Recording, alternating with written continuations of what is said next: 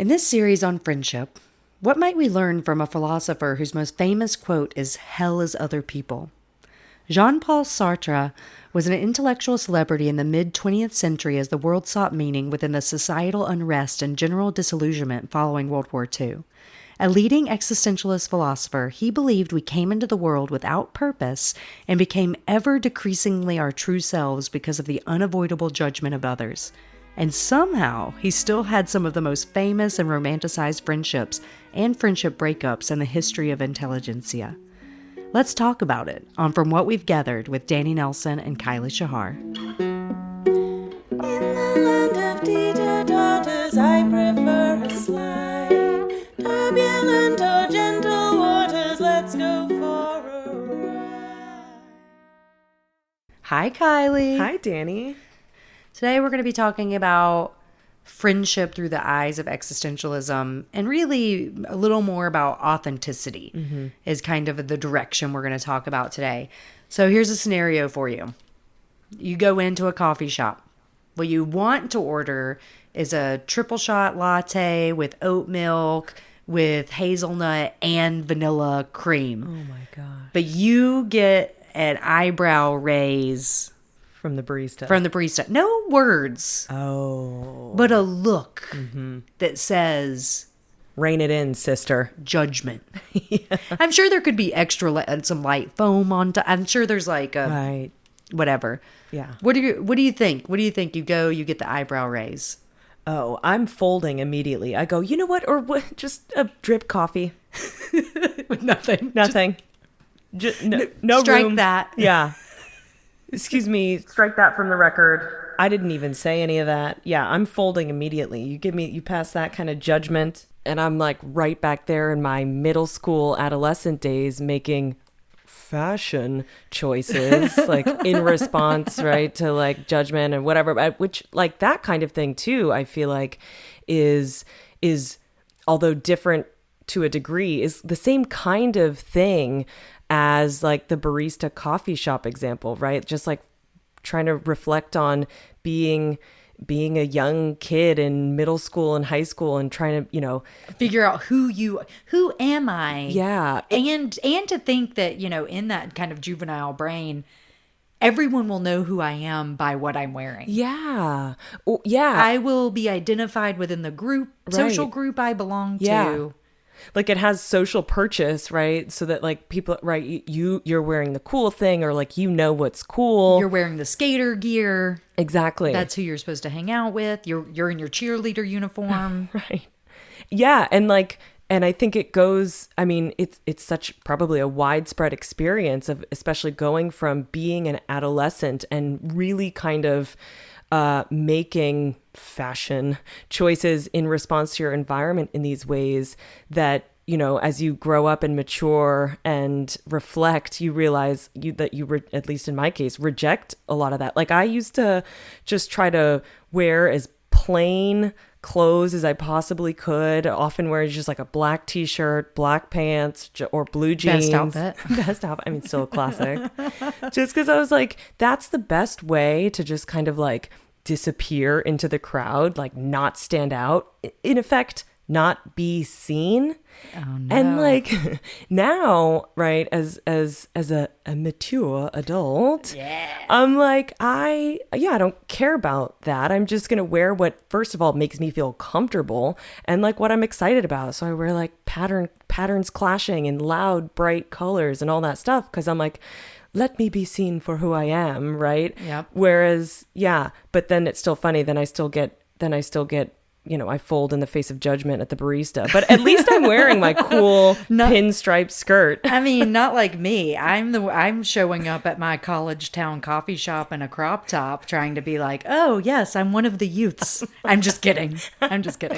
So one of the reasons that this is a fun kind of scenario to talk about with a barista coffee shop situation is because existentialism came out of the mid-20th century famously from these French cafes where there were all of these intellectuals hanging out together and not only bonding over things like philosophy, but also surrealism and all of these actors and playwrights and and sculptors and just intelligentsia that were coming together in these cafes and kind of, that beatnik smoking cigarettes, they're too cool to have emotions sort of situation. And so one of those people was Jean-Paul Sartre. He was someone who grew up in a really affluent French family, the bourgeois folk, if you will. And he went to the really famous universities, and he was interacting with, from the kind of get-go, he was really interacting with people who were in academia. Famously, part of that mix of what was happening in these cafes was there were people who were coming from all sorts of backgrounds. And because of the way that World War II kind of finished up, all of these people had been involved in like the French Resistance. So now they were just as much involved with kind of like creating the next steps of society, or saw themselves as influencing what the possibilities were for this new world that could come out of the ashes, the phoenix. Yeah. And so part of existentialist philosophy was this understanding that, or a base understanding that perhaps we're born with no real purpose. There is no purpose when you're born. And part of what your life is, what your existence is to create that purpose or to live that purpose. That all of your life and actions and stuff is what the purpose of your life is. You're not born with it. It doesn't exist. And it can't be forced upon you in an authentic way. If it's being forced upon you, you're not being your most authentic self. And so there's this idea within existentialism of, and especially for Sartre, like he was the leader in thinking about being for the other. That from the time that you're born, you are your most authentic self. When you're like little bitty baby brain and you're just like waking up. But as soon as you're able to observe the world, you start taking cues via other people's actions and through their reaction to you of the way you should be. So the same way you're like, when you order the coffee you wanted and you got any sort of judgment, you're like, actually, I don't want that. I never wanted that. I made the wrong order in the first place. This is better. In fact, but take the money for what I originally ordered, but just give me whatever water. you want. Whatever. I'll take anything. But there's this kind of circle of like, that you're watching other people, they're, and reciprocally they're watching you. And that's how society becomes like a standard of society. And when you look through the vision of like religion, there are rules and expectations that have been created by others. Again, the other is just anyone outside of your own consciousness. Right. Yeah. Which you could say there are some people who have multiple things going on in there, but those are few and rare. Yeah. But you have an individual conscious that you can possibly be aware of, and everything else is acting upon that consciousness. And because of all of that acting upon it, you'll never get to true authenticity or like essence. Yeah. Your essence will always be skewed by others and expectations and society and all of those things. And so the way that we're trying to connect that back into friendship is that when you're around someone who allows you to be more of your pure self, when you're around someone who just shows up with your coffee order that you didn't have to order. Yeah. And you did not have to. Life is good. You didn't have to go to the counter. And face other people. But I mean, so a good friend would be someone that not only is allowing as much as possible for you to be your authentic self, but that they are at a level of being their authentic self that it enriches each other. There's kind of this circular kind of, we will make each other more authentically ourselves because of the reflection of the trueness that we are showing society. For sure. Although when you want to get into the real mix of things, even that causes you then to be different than you were. For sure. And so there's kind of this separate idea of what friendship is inside of that, because it's, instead of it, if we want to compare it to like the classics and like going back to Aristotle, you're looking for someone of virtue, right? You could say there is a comparison of authenticity and virtue, but the difference is virtue again is an other thing. Virtue is something you are reaching for because society in the ancient world is saying this is what is important. This courage, temperance, like all of these things. In this case, your authentic self might be a donut eating Homer Simpson. Homer Simpson could potentially be being his most authentic self. And that should be just as important for him and his sphere as someone who is being like a member of like the highest levels of academia. And their sphere of people. It's no less important that he be that authentic self as they're being their authentic self. Is it going to influence society as much? I mean, The Simpsons is pretty influential. Exactly. But if Homer Simpson was an actual person. It's funny you said Homer Simpson, because the thing with Sartre is he kind of was like, he refers to himself as like a ghoulish, ugly man, because he was like a short little, like wall-eyed, sort of unhealthy, smoking creature. Although in Homer Simpson's case, he's just like a bumbling idiot. You know, but you know, also creature-esque. Yes, because of his cartoon nature, his actual fictional existence life of being a cartoon. Totally. I love people are going to be like, what is happening in this episode? Why? This is what existentialism is, people. It's all about. This is what it's all about. Have you ever thought you'd hear Homer Simpson and Jean-Paul Sartre in the same sentence? Here we are. Here we are for you. With our coffee orders. Our double order of pastries. Oh no, are we Homer? Oh, we are. I think we're both. We're both Homer and Sartre. Like, we can't help that is what it is. And Sartre had friends. It's not like this little ghoulish man with this kind of existential, like, can we ever be authentic?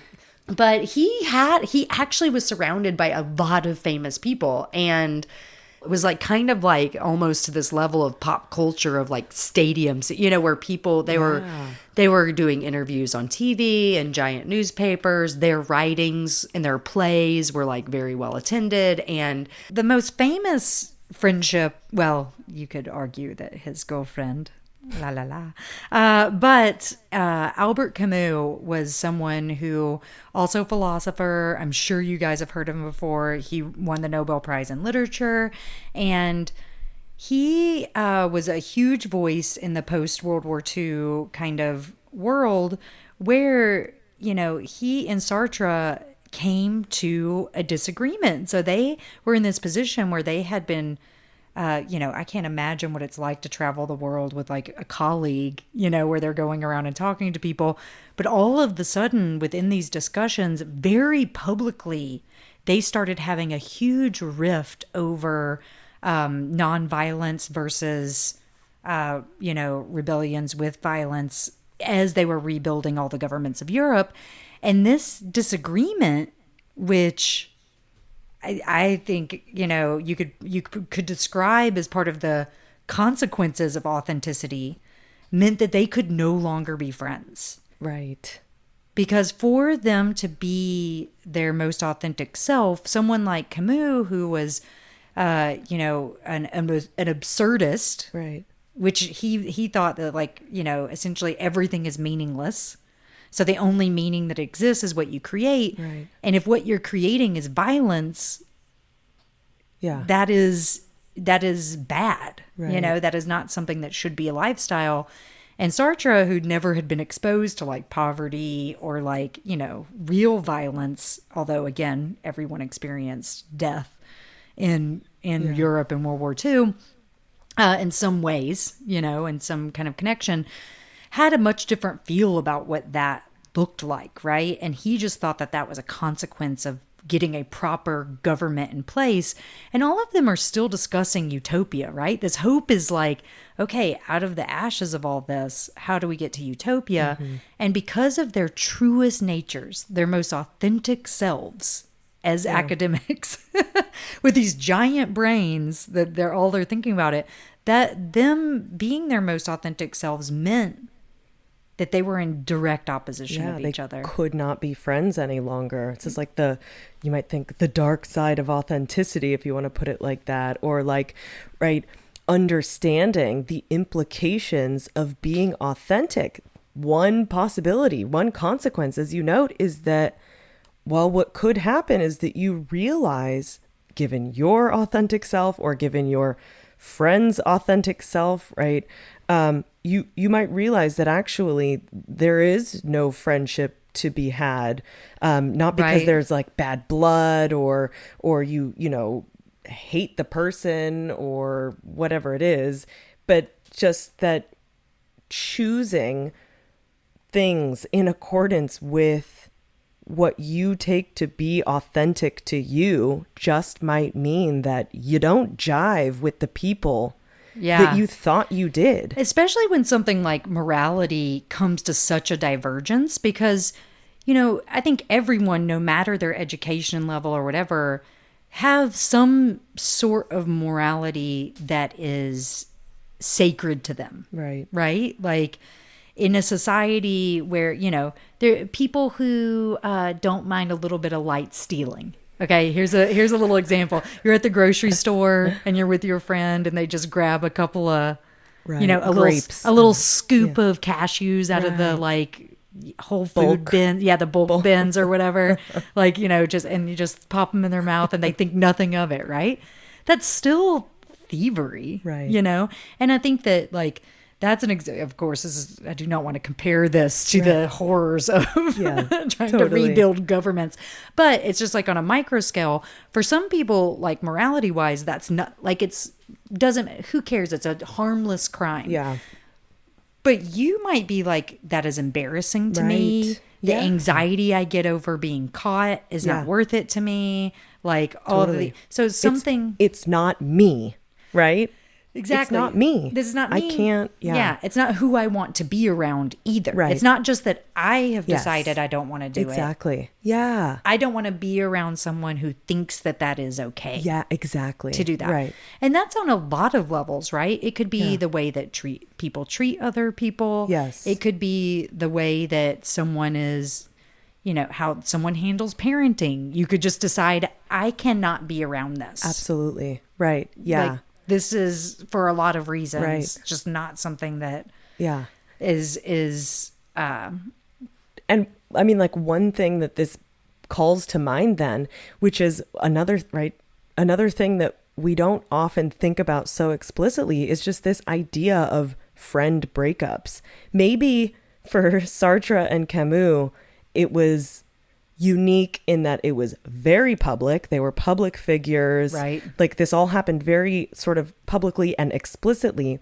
But for a lot of us, if we just kind of reflect on the history of our many friendships, obviously they don't all work out, right? Right. Yeah. And so you might think two things. One, why? Why didn't they work out?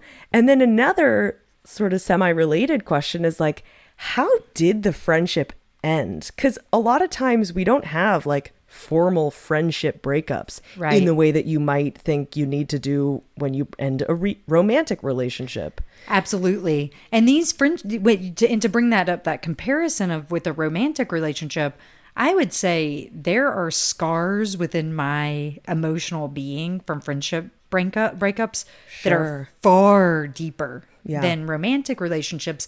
Because, in romantic relationships, there might be lots of reasons you might be together. It might be good sex. Right. It might be like oh, it's Financial convenient. Yeah, it's reason. financial. It's convenient, whatever. Like, there's lots of reasons that a romantic relationship might work or not work, but a friendship is something where you've chosen each other. Yeah, you right? don't need it. You don't need it. Well, You've chosen each other. yeah. So, like, when there's a friendship breakup, it feels very personal. Like, Yeah. it feels like either Yeah. I have judged so harshly, Right. I could not manage to salvage whatever investment we had made in this relationship. And to receive that from someone else feels For sure. like it almost changes your authenticity. Like it might harden it in a Yeah. way, like in a way that's like, oh, well, if you couldn't accept this part of me, Yeah. there's plenty of people who will be like, I'm doubling down. Right. Now I am. Totally. You didn't like that I like Yeah. pizza. Now I only eat pizza. I only eat pizza. That sounds like I want to do that. A great life. Yeah. No. You're like, I'm more into your authentic self. Yeah, totally.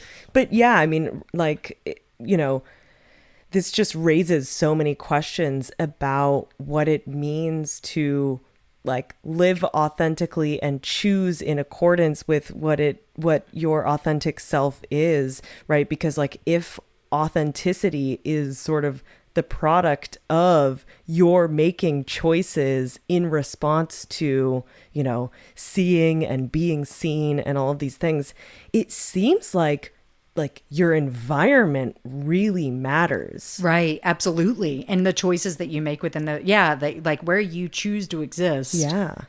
changes a lot of who you are. And if you want to go back into existentialism, what they're saying is it shouldn't. Right. What they're saying is if you are delving into your most authentic self, the environment might influence the way that it comes out of you, but being exposed to new, different, changing environments should also be this mental task of like, what part of me can I let go and what part of me remains as this new existence happens. From my understanding. Also, I hope anyone who's an existentialist philosopher comes and helps me. Yeah, I have. This is. I'm only a voyeur and an interloper in any of this stuff, really. So when we look at that, so let's talk about authentic environments. What would be in an environment of like if you were going to have the greatest, most authentic friendship of all time? What would exist inside of it? Okay, so maybe fun. Gotta have fun. Gotta be silly. Right? Gotta be like loosey-goosey. Not everything so serious, but also gotta be serious. Right? You like that one? Willing to be serious. You're willing to be serious. Fun, not serious, but willing to be serious. Exactly. And like balancing those two things, but also, right, like I guess you could think about like channels for open communication and honesty and earnestness, right? I mean, I feel like, right, without trying to go into some kind of deep dive with regard to this concept of authenticity in how Sartre and others are understanding it, right? Like without trying to like analyze that concept, like I feel like some other concepts that are like adjacent to it might be something like, honesty or maybe forthrightness, kind of not concealing yourself, right? Like, because we do that. I mean, some people have observed that when we are observed, right? Like when the human being is observed, we conceal ourselves, right? Like it's kind of vulnerable and leaves you uncertain if you sort of allow someone to really truly see you for you. But it seems like that kind of perception or that kind of seeing you as you really is reserved for the people who are maybe your friends or your family members or your significant other, because you can, right? And then it all feels kind of circular, but it's right, like because you can, right? They can see you for you because you trust them and are like comfortable with the vulnerability of like sort of really trying to, I mean, fully expressing who you are without concealing it or reserving it, or without like, you know, back to this example with the barista, right? The difference between the barista and a friend of mine who perhaps, raised the eyebrow. I'm going to maybe respond differently. Like the barista raises the eyebrow and I fold I throw in the towel, I fold, I go, you know what, just whatever is easiest, Yep. right? And so I react in response to that kind of judgment in a way that conceals, this is like a trivial example, conceals who I really am. Right. But if my friend, right, raised the eyebrow and sort of indicates with body language or words that like, are you sure? Or like, what's the deal with that? Maybe I'm not so much willing to throw in the towel or conceal who I am, but take this kind of honest feedback and think through it and maybe like that's kind of one ingredient for thinking about how I become more my authentic self, right? Like, I don't know, there's this question about, I guess what I'm thinking about too is like your authentic self, I mean, isn't, because there isn't like a pre-established you that you're trying to get to. Exactly. And existentialists wouldn't yeah. allow that there was it's only what right now is your right authentic now. self. Yeah. And then of course, because we are responsive to our environment in different ways, because we're responsive to judgment in different ways, I'm responsive to the judgment of the barista in a different way that I'm responsive to the judgment of a friend. Right. How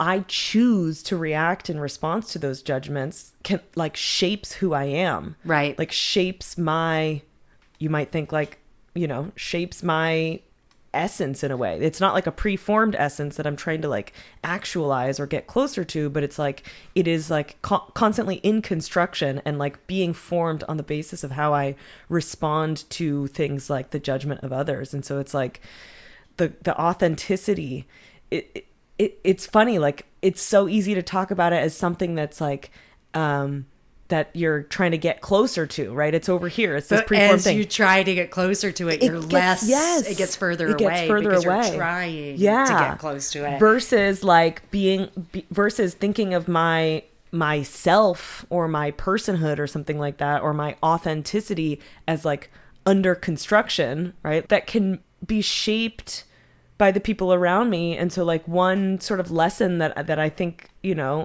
if we didn't already know this from just like ordinary speak or popular culture, is like, it really matters who your friends are, right? Like it matters that your friends are people with whom you can be honest and have these open lines of communication and not conceal yourself and feel like you can respond in ways to their judgment that help your authentic self. Right. As opposed to like doing the thing, like just like giving up, right? When the barista you're questions like me. A stranger. Stranger. One of the words I think that I really like that you just used is under construction. And I think when you we could think about authentic friends are the people who bring the construction materials. Oh, they're the ones who are showing up with the pieces that are propelling you in this construction of yourself.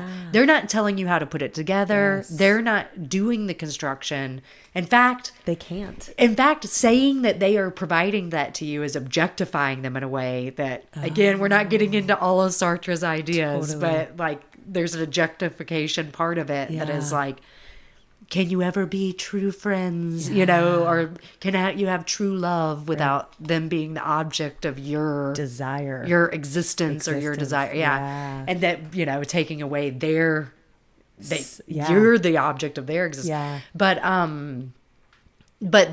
they're the ones who are showing up with pieces of this that you are able to like pick and put together that adds to that construction and kind of inhabits the tower of who you are. Totally. I don't know why the building has to be a tower. It's a tower. It could be it's a mid-century rancher, like all one floor. Whatever your authentic self is, your tower, or ranch, or mid-century modern your brick Andrew home. Lloyd Webber. We don't know. It's at a cliff house. You build yourself. It's you build shack in the woods. Whatever's authentic. And if you have to burn it down. And start a new one. In the city. That's totally fine. Exactly. So I want to talk a little bit about, taking this kind of smattering of what existentialism is and kind of putting it to a little bit of a very simplified activity. So here's the idea of you can just use this as a thought exercise, but I think it's more fun if you actually do it. So I'm going to challenge Kylie to actually do this. My goodness. Which is, so all of us have like aspirational outfits that we've bought at some point. Or many points. Or many points. You have several aspirational outfits. And by aspirational outfit, what I mean is it's not something you would normally wear. It's not your usual style. It's not like if you're in athleisure every day, it's like it's the opposite. Or if you're always in blouses. Yeah. Yeah. Maybe it is athleisure. Whatever it is. Yeah. Put it on. Wear it for the whole day. And then at the end of the day, decide, do I feel more authentic? Like, finally, I wore this aspirational thing and I inhabited it in a way that made me feel more what I want to be. Yeah. More myself. Yeah. More the true of my nature. Yeah. Or are you like, what I really wanted, I saw other people who looked good in this. And what I really wanted was the desire I felt when I saw others in this. I wanted that same desire from other people. Yeah. Maybe. Yeah. Or maybe your thought is, you know what? I just don't look good in a crop top. You know, we don't know yet what your reaction is going to be to this. But it could be anything. Anything. I'm just saying wear the aspirational outfit. Yeah. And see. Is there a part of it that feels more, less, greater, fewer? And might I add on to that? I mean, and this is for me because you've challenged me to do this. Yes. It seems like one of the required elements of this exercise is that you go out into the world. Yes. Right? Like you can't just wear it in your house. I don't know. I mean, you can. You can. But so here's like, okay, so if you're too afraid to go out to wear it in your house, do that. Okay. But if you are willing to go out into the world, maybe you go to a coffee shop and heaven forbid you order a nitro brew without ice. I like that your complex order was just it's just no one ice. ingredient thing. I just want the thing I love that. in a cup. Yeah. Right. With nothing else in it. Nothing else. Like it's like less work. But anyways, so you wear this outfit out. Wear this out into the world, and what are other people's reactions? Are other people like eyeing you in a weird way? And does that make you feel some type of way? Like, oh God, I got to get out of this. Or are they eyeing you like, oh, what an ostentatious blazer. And you're like, yeah, mother, Look at I'm this. feeling good. Like I got you're it. looking at me like I'm crazy. Guess what? I am crazy. There is the other side of that, which is, are they observing you more because you're observing them more? Yeah, but right. that's a part of the exercise. It is, This is yeah. all a Yeah, part of yeah. what you I get love from this. what we gathered. Yeah. Because it's for you to gather Yeah. this information. You do. And bring it back to us. Yes. And let us know. Tell us. And I would like to thank you for listening to this. Yeah. And I'd like to thank Kylie I'd like to thank Danny. for being here and listening to this, Sam for our music, Tyler for our audio production. And I'm going to leave you with a little quote from old happy guy Jean-Paul Sartre, which is, if you are lonely when you're alone, you are in bad company. Ouch. Somebody call the fire department because that was a burn.